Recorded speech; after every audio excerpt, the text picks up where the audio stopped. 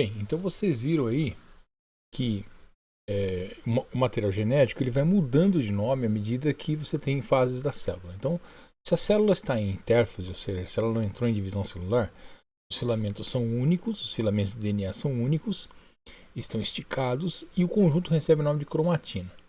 A partir do momento que a célula entra em divisão celular, ou seja, ela entra em mitose, essa cromatina se duplica e se condensa.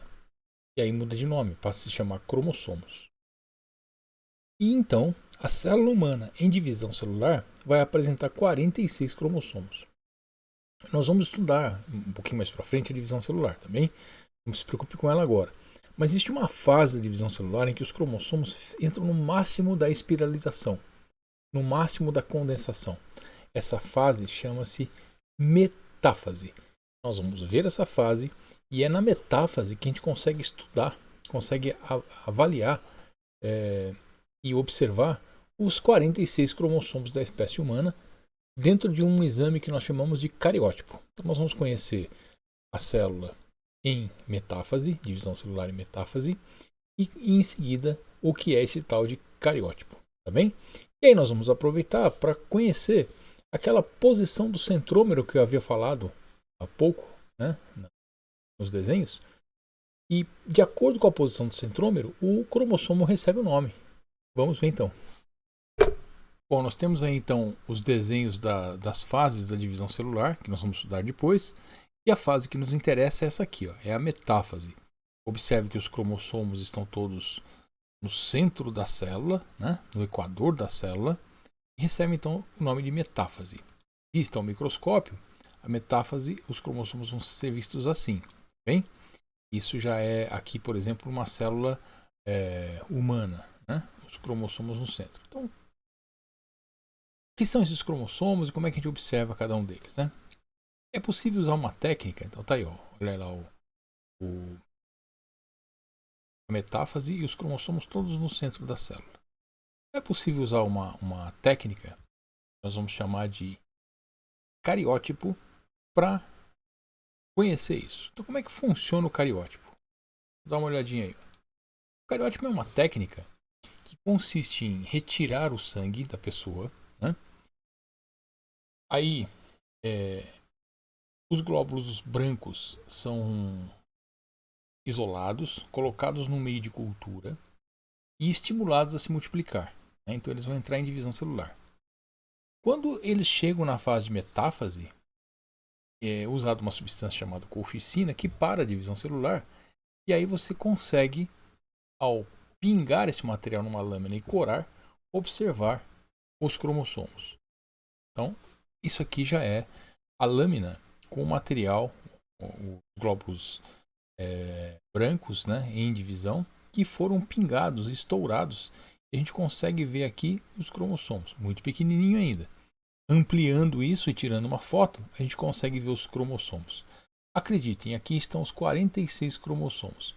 Observem que eles não são todos do mesmo tamanho. E aí é que entra aquela história da posição do centrômero. Dá para a gente observar, observe a seta aí. Ó. Observar a posição do centrômero. Em alguns, o centrômero é bem no meio. Né? Em outros, o centrômero se desloca para uma das extremidades. E aí o cromossomo vai receber nomes diferentes. Uma classificação para cada tipo de posição de centrômero. Vamos dar uma olhadinha nisso. Bom, então aí nós temos o cariótipo, né, os cromossomos todos posicionados aqui. E o que vai acontecer é que nós vamos identificar pares. Existem pares de cromossomos. Então nós temos 46 cromossomos, 23 nós recebemos do pai e 23 nós recebemos da mãe. E cada cromossomo tem o seu parzinho.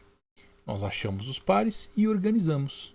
E aí nós temos cromossomos maiores e metacêntricos, cromossomos menores e submetacêntricos, cromossomos acrocêntricos e cromossomos telocêntricos.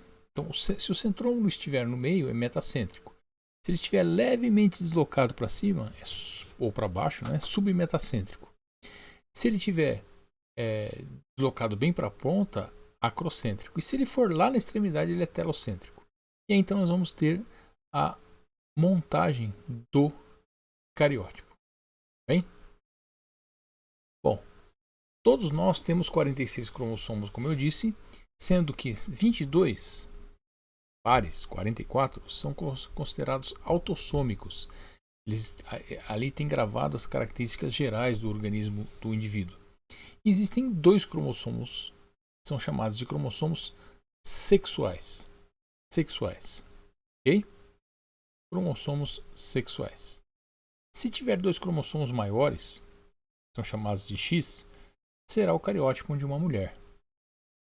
Se tiver um cromossomo maior e um menor, será o cariótipo de um homem. Ok? Esse aqui, vocês acham que é o cariótipo de um homem ou de uma mulher?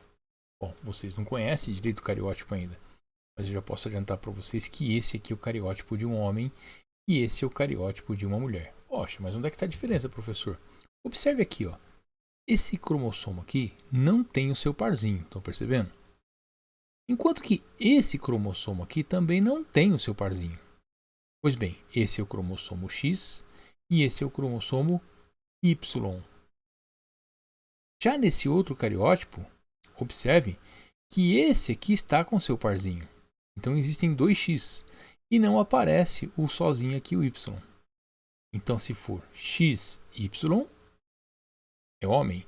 Se for XX, é mulher. Pronto, esse é o cariótipo.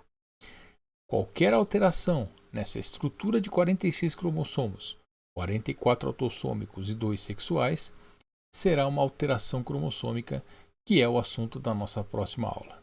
Tá bem? Grande abraço, pessoal.